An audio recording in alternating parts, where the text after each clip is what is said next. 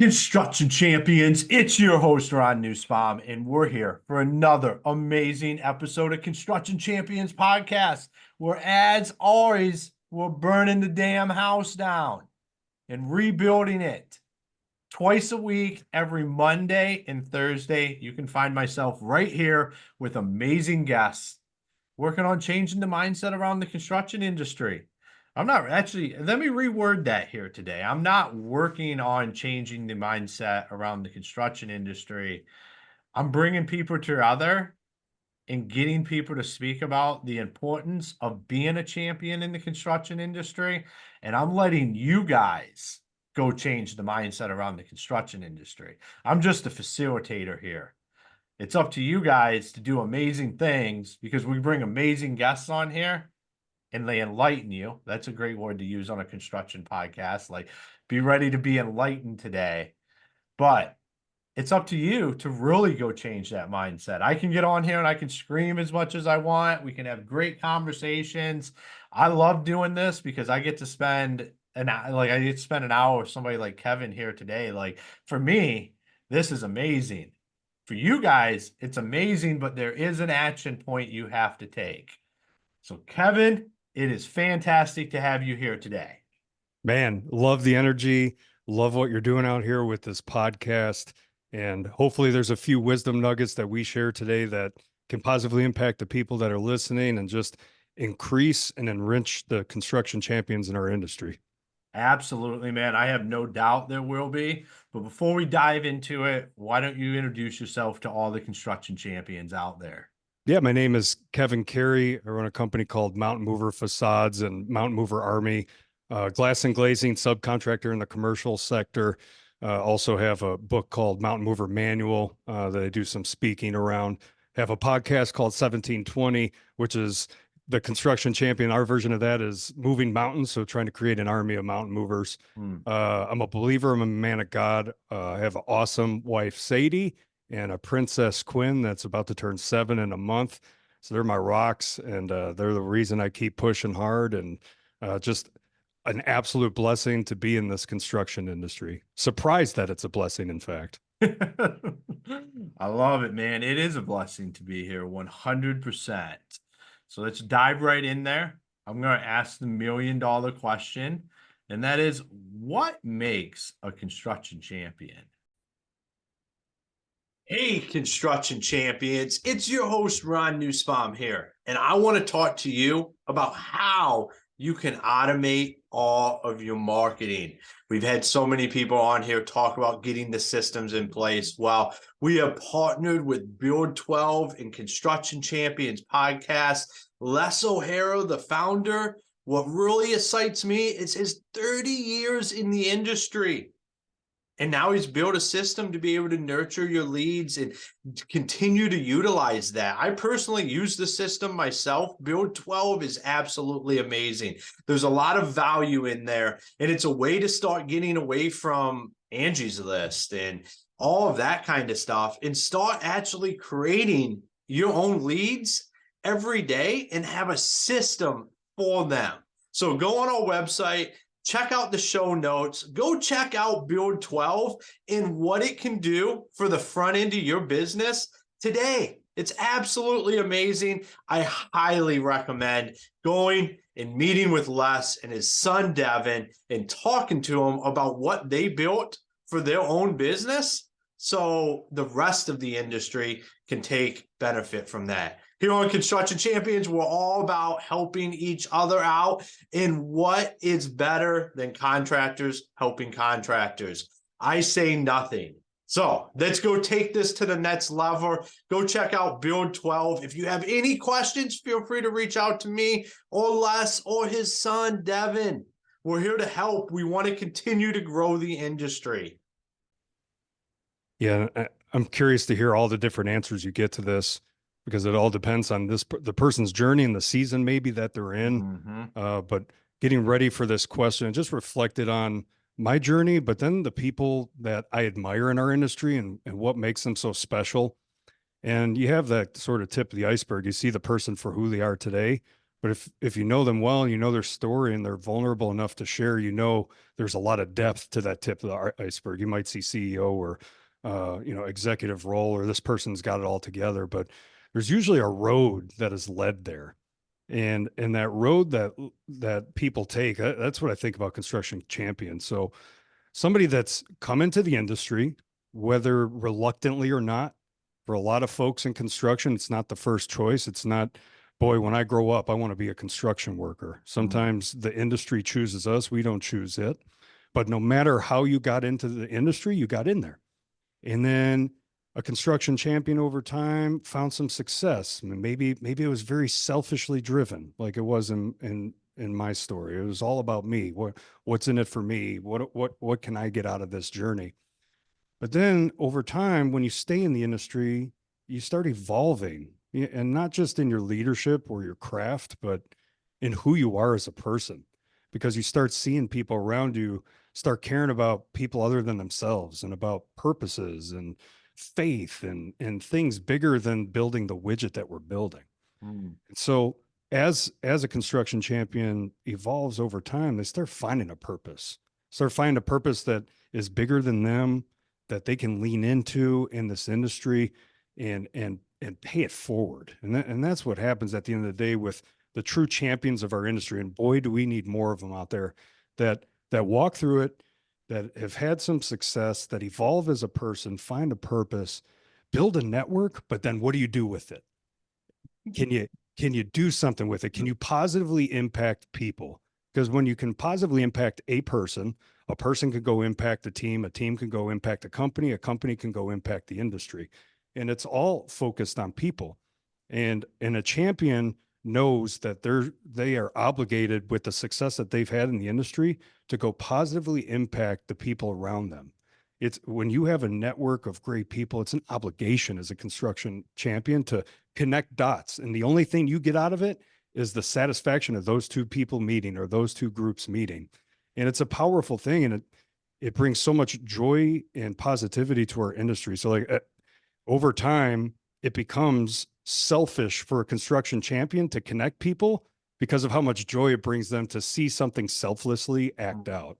And so when I think about a construction champion, it's somebody that's been through it in our industry, seen some adversity, come through on the other side of it, and then started looking outward of how they're going to impact people, how they're going to impact the industry, the company, everything. I love it. Being somebody that has kind of had that trajectory of what you're talking about. I mean, I 100% relate with that. And I relate with what you're talking about when it's how do you get that network to move? Like, how do we start to do that? Recognizing that you have a network and you have a powerful network. It sounds silly, but the things I was doing early in my career, I didn't even realize were good character traits. There was plenty of bad ones. I'm only focusing on the good ones for this answer, but like I could talk to a wall, man. I love talking to people. It fills my cup. I'm an extrovert, and that's allowed me to build some great relationships over time. But when I step back and look outside the industry looking in sort of deal, I just see the beauty of it, of how many awesome people that genuinely care about each other, care about your success, care about the betterment of their people, the betterment of the industry. And then you start thinking like, man, this place is special. This is more special than I realize. And then you start looking around, you're like, I'm surrounded by amazing people. And how can now, because I'm blessed with this network, how can now I have an ear to the ground, and when there's a need, just meet it. And that takes a reframing your mindset to not focus on yourself so much, but go into a conversation with you, Ron, and be like, man, I wonder if there's somebody I can introduce them to. I wonder if there's somebody that can add value based on this conversation today.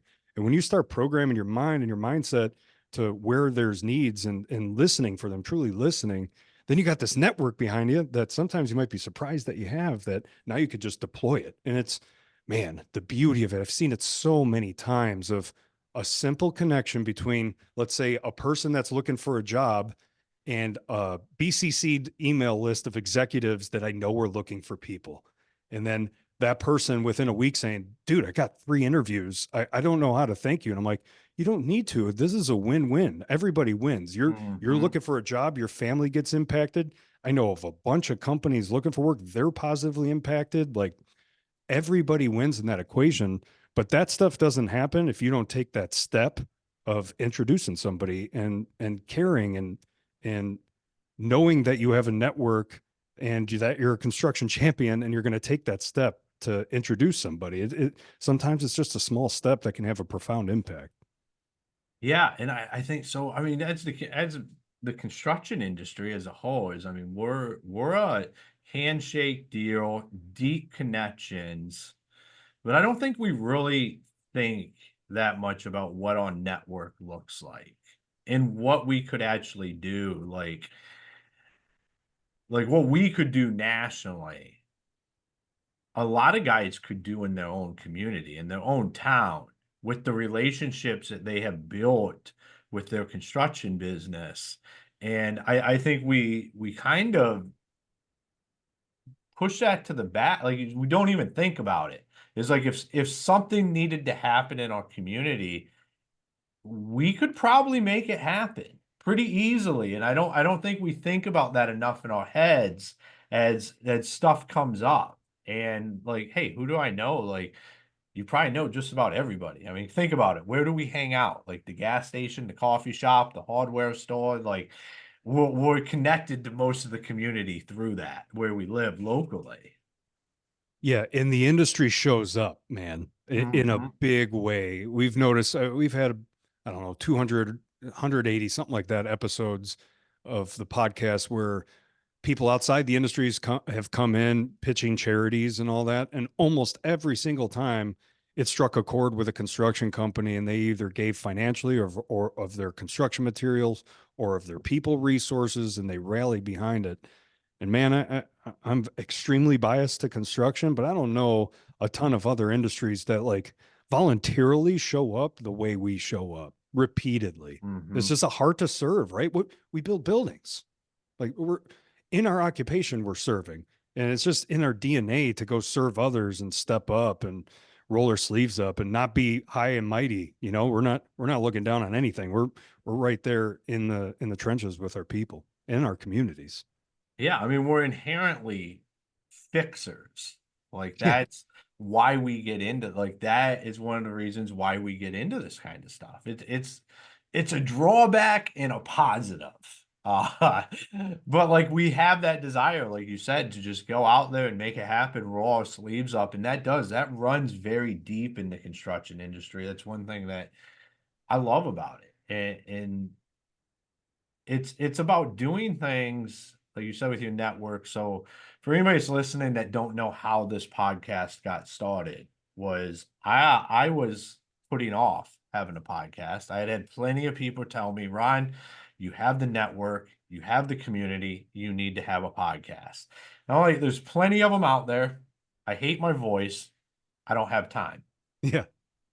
Great excuses until finally you have somebody look at you that isn't going to accept those excuses and say you need to have a podcast because you could bring like you connect your network with the word and let the rippers happen and it doesn't matter. And I did that, and this is now one of my favorite things I do.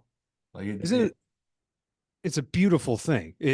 Because it usually when it's purpose driven and you have a heart in it and you have the effort and consistency, it outpunts your expectations and it creates more ripples of impact than you even thought were possible. So like each guest that you get to talk to, each listener, and they start making a community of former guests start talking to each other, and you just start seeing all the beauty of a purpose and a dream turning into reality through vision and action.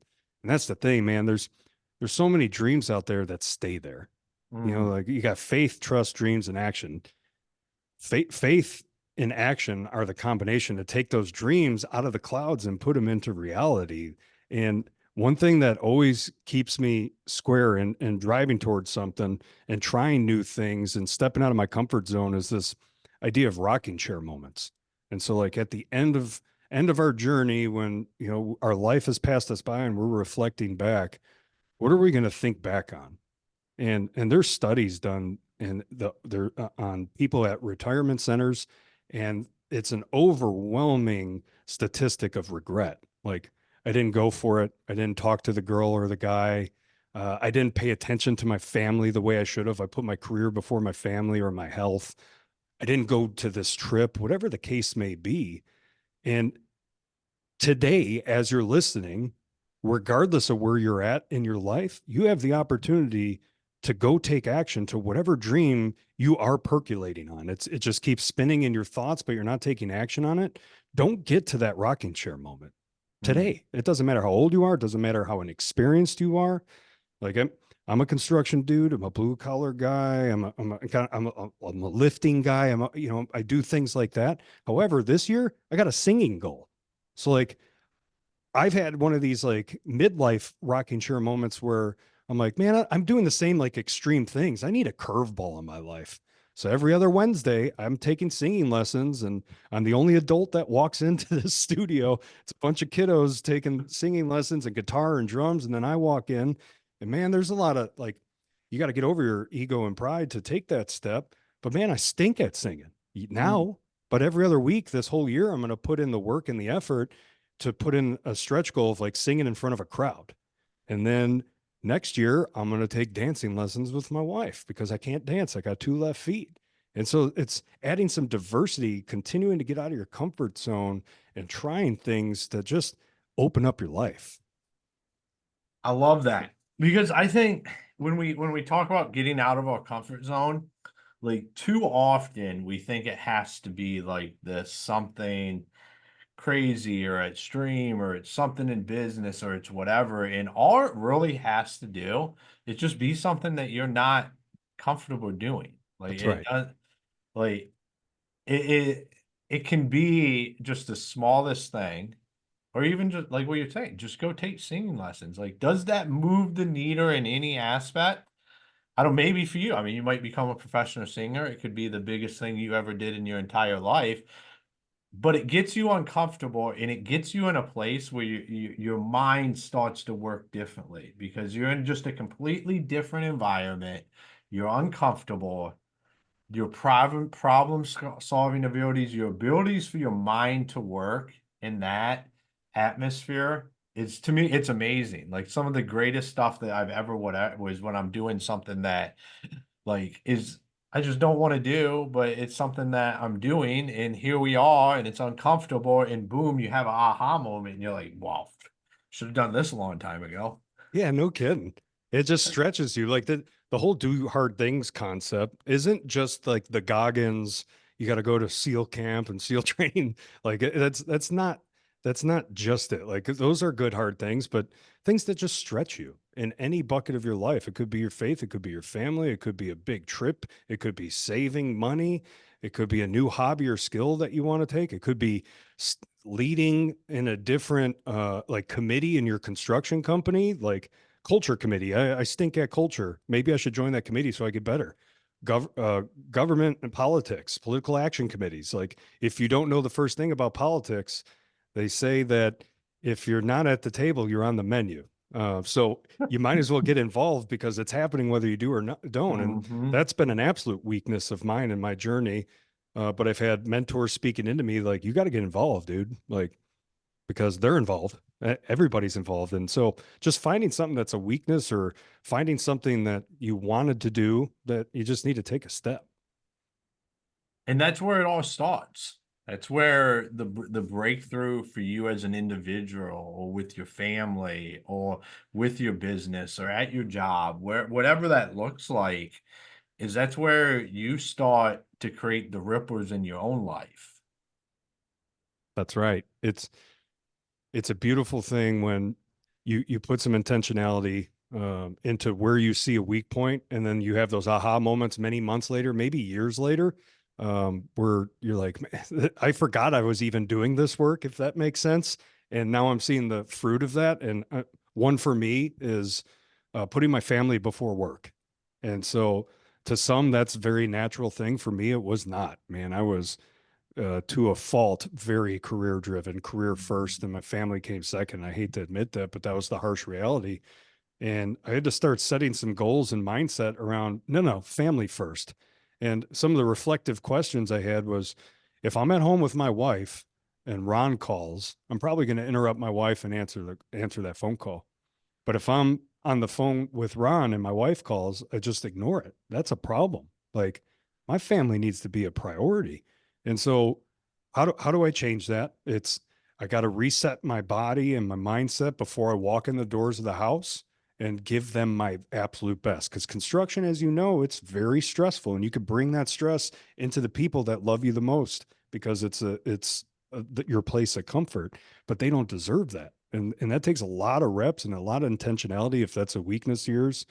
Like, one rule I have with picking up my daughter from school, so long as there's not an absolute emergency happening at work, I'm picking my daughter up. And I will finish a phone call, no matter how much of an emergency it is, before I get her out of aftercare. So I want her to see that you are the most important thing, and I am being present when I pick you up. I'm not on this phone call giving you this like I used to do. Like, hold on, what is that telling her from her eyes? She loves me unconditionally, and she's seeing me answer and continue on a phone call when she just wants to talk. And so these things did not come natural to me, but that's the point of setting goals and seeing your weaknesses and finding out what your priorities are and taking action towards them, because now it's flipped, man. And that's the habit now. And it's driven out of love. Well, I can tell you, as you probably already know, you're not alone in that, so don't feel too bad. I think that's as you come up through the construction industry, that's just one of the demons that you either face or you end up divorced and alone. Because I faced that like I was the best Ron I could possibly be for 80, 100 hours a week to my job, my work, like what I did. And I was not that for my wife.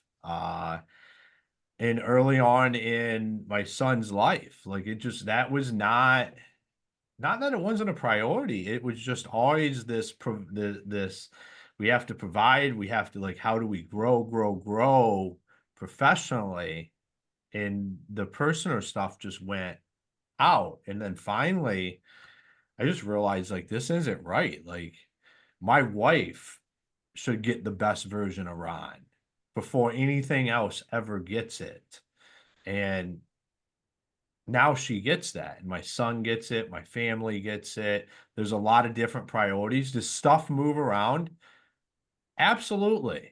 But they understand, like, they're getting the 100% best version of me Mm. when I'm there with them. And nothing more speaks to this than this year at my son's school. We were there and they were doing like this presentation, and me and my wife were there, and this little girl, her family, her parents come in, and all she wanted was, like, for them to just look at her, and, like, they were on the phone, and, like, you could tell, like, I've been there. I know I was that person, but all Hmm. she wanted was their attention for 30 seconds. And when we got in the call with I asked my wife if she saw that, and she's like, "Yeah, and, like, I understand what you're saying." I said, "We can never let me be that. Like, that's not us. Like, if that's ever us, we need to look in the mirror really hard and really quick and correct it, because that's unacceptable. It It is. don't. I mean, if the house is burning down, I guess you need to be grabbing your kids and leaving, but." To me, like, that was what you're talking about is one of my kind of defining moments in my life, where I just decided, like, my wife would get 100% of me before anything else, because we're the team. Yeah. I mean, I call my wife my ride or die. She's my best friend. She's, man, and anything I've thrown at her, she's replied. Like, when I was looking for work and stuff, like, I live in Texas, and throwing about job opportunities in Boston, she's like, I'll move tomorrow. I don't care. Like, she was so ride or die. I couldn't even get one rejection, because she just, all she cared about Just is us trying to get being here. one. Just Yeah. Yeah, like, we're gonna move to Europe. Let's do it. I'll find flights tomorrow. It didn't matter what I threw at her. She's just that supportive. And man, when you got a gangster cheerleader like that in your court, man, you better honor that and you better prioritize that. And, back to your question of construction champion, it takes conversations like this to be vulnerable and share failure and share times of brokenness, to hopefully accelerate somebody else's learning curve. Cause it ain't just about construction. Mhm. We're concerned and care for the whole person. And if your home ain't right, most likely you're not showing up to work right, and man, I've had countless times of you could tell somebody's off in their journey and they walk into my office and I've reflected, maybe prayed on it for a day or so, and I could just see it in their eyes. And you just ask something as simple as, is everything okay? And man, just buckle up to listen, because it might be a fire hose. But man, you don't know how long that person's been holding on to that conversation because no one else at home or in the industry has ever asked them. Yeah. And so construction champion, care about the whole person, Mhm. not just construction person, like make sure they're whole. Absolutely. And I think, because I can already hear it, is, oh, well, you guys just have great wives. You guys got the right ones, and some BS. I can hear guys saying it. My wife's nothing like that, or my girlfriend, like it's whatever. And here's what it is you're not giving them your 100% best, because it changes the complete dynamic in your relationship. For that, when Kevin talks about that ride or die or just down for anything, you would be surprised how down your significant other is when you're giving them 100%. I mean, I moved my wife across the country and she had no desire to do that until we started talking about it. And it became like, yeah, this is what we're doing. Like, this is how we go create our best life.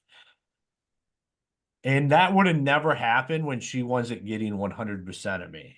That's right, How do I man. know? Because I tried. And the answer was a hard no. Yeah.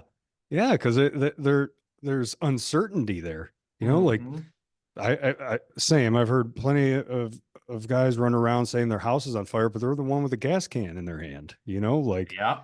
you gotta water the feet underneath, or you water the grass underneath your feet, like there's always something. If you want to check the temperature of your house, there's something that you can do to change that thermostat and to change that temperature. There's always something.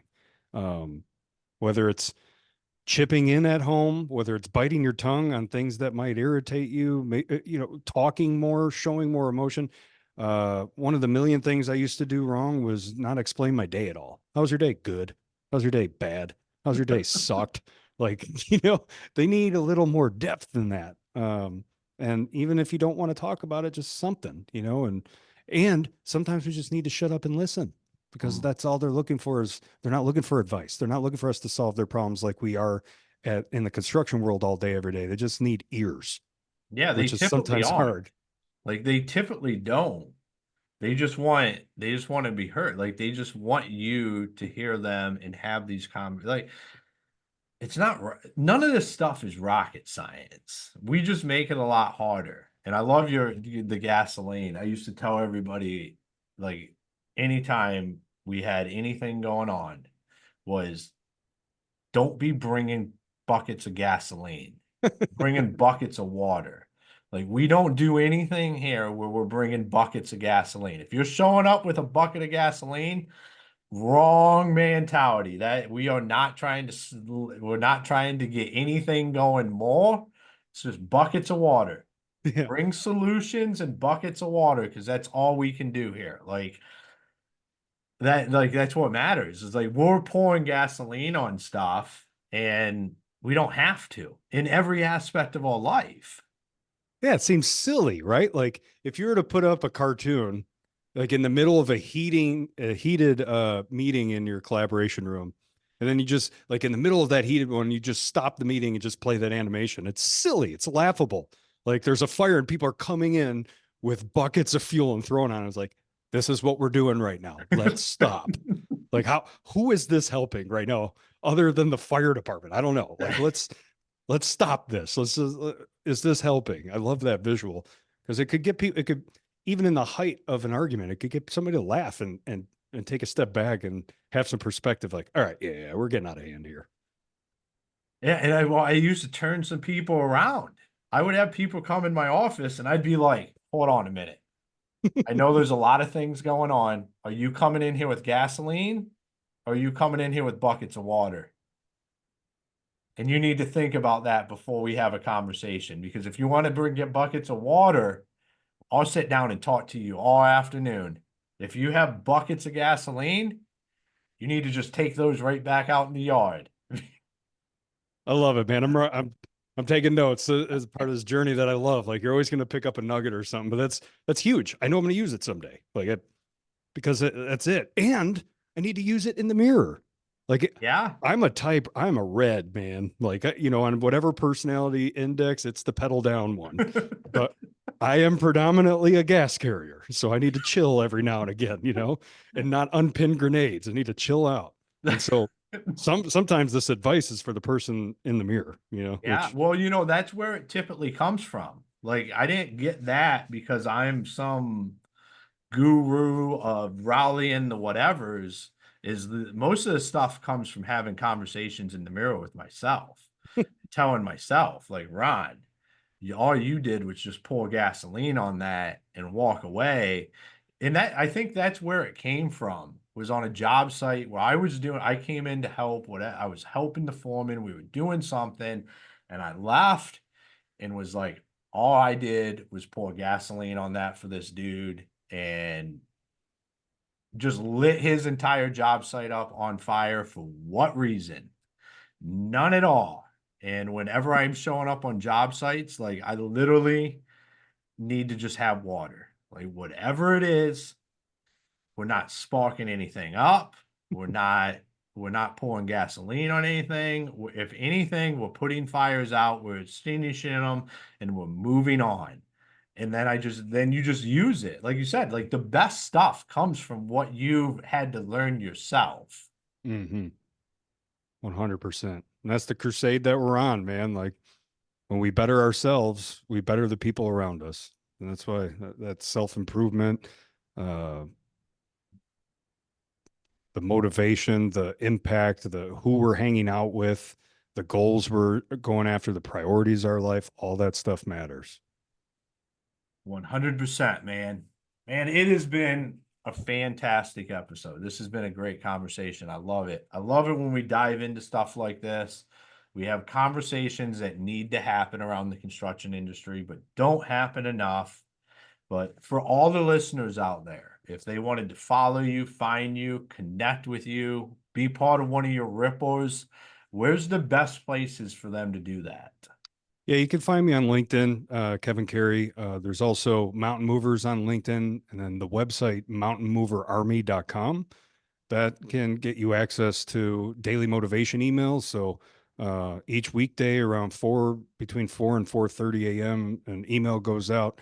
Just usually things I'm walking through, and always the student before the teacher. So find some things and just write on them each day. But you could also find the book Mountain Mover Manual. It's on that website, also on Amazon. It's available paperback, Kindle, and audiobook on Audible. So all that's available, and just out there on the crusade to build an army of mountain movers, just like you with Construction Champions, my man. Awesome, man. Well, thank you for taking the time to be on the show, and I can't wait in a couple years to pick up your album. Yeah. Yeah. Just dogs howling in the background. All right, Construction Champions, another episode in the bag where we really dove into what is a construction champion at its truest heart.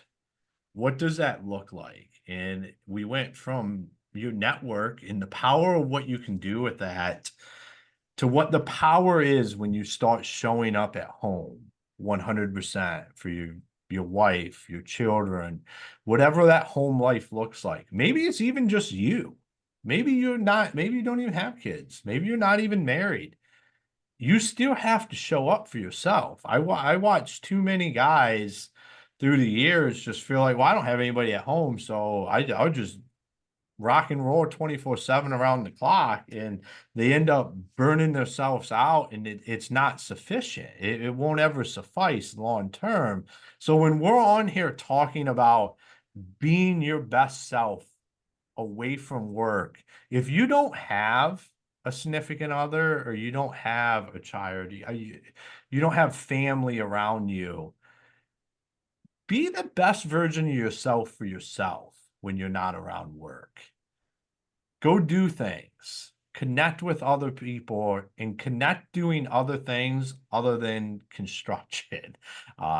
Be like Kevin, go get some singing lessons, whatever that looks like pour into yourself, because that's what's important. You know, when I started pouring into my wife in my personal relationship, is, you know, the next thing for me was, well, I have to be the absolute, like, I'm giving her 100% the best Ron, but am I the best Ron? Like, I had to take a hard look in the mirror. I said, absolutely not. Like, there's a lot of things I can improve. If I truly want to give my wife 100%, I need to work on myself a lot more. And that has 100% completely changed everything in my life, because I was huge into personal development before, but that was professionally. Like, how can I just be the best professional Ron I can possibly be? When I pivoted that, and then I started doing personal development to just be the absolute best Ron in any scenario, in anything, it completely changes your life. And that's what you can do, champions.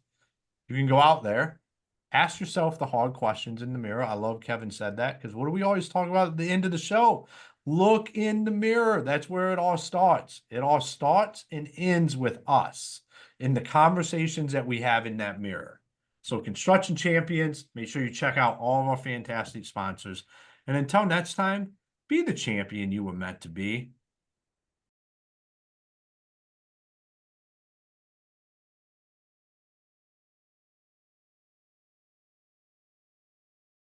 Introducing BuilderComms, the future of construction management. Built by industry veterans, our platform simplifies your workflows and boosts efficiency. From field operations to leadership, we've covered it all to help you sleep better and enhance your projects. With BuilderComms, expect reduced errors, save time, and exceptional outcomes.